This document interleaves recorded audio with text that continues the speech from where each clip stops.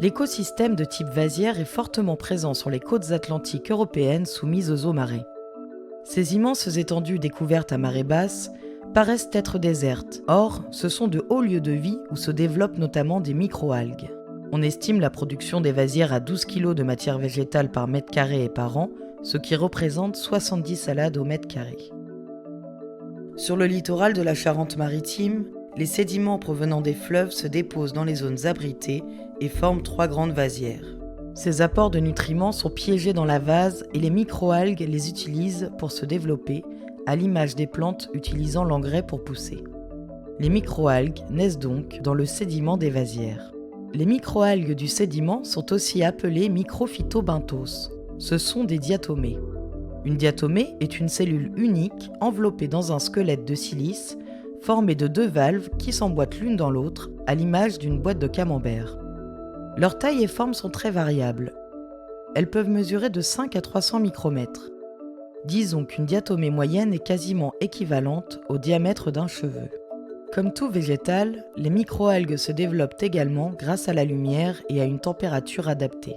Or, la lumière du soleil traversant peu les sédiments vaseux, elles vont aller la chercher en migrant jusqu'à la surface du sédiment. Aussi, logiquement, les microalgues migrent le jour et à basse mer.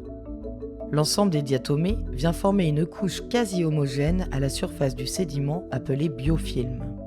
Et une fois que leur quota en besoin de lumière est atteint, elles redescendent en profondeur et l'espace libéré est aussitôt occupé par de nouvelles microalgues. Ce cycle de migration s'opère plusieurs fois pendant la durée de la marée basse.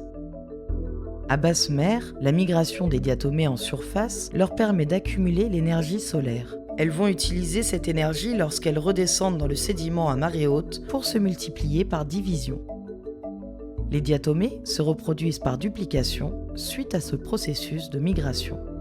Mais les microalgues n'ont pas toujours le temps de redescendre dans la vasière avant l'arrivée de la marée. Avec les premières vagues de la marée montante, le biofilm créé à la surface va être mis en suspension dans l'eau. Et à la prochaine marée descendante, de nouvelles diatomées migreront de nouveau à la surface du sédiment pour former un nouveau biofilm.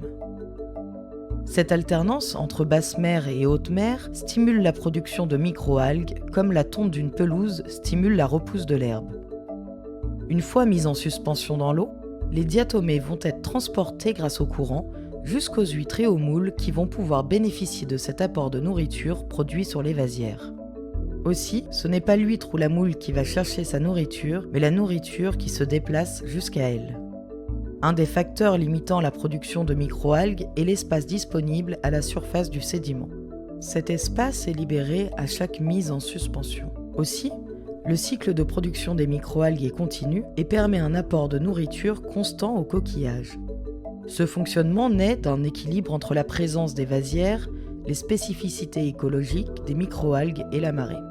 Rappelons que la marée est totalement dépendante de la rotation des astres autour du Soleil. Ainsi, un phénomène se produisant à des millions de kilomètres stimule la production d'organismes microscopiques pouvant être assimilés par les coquillages.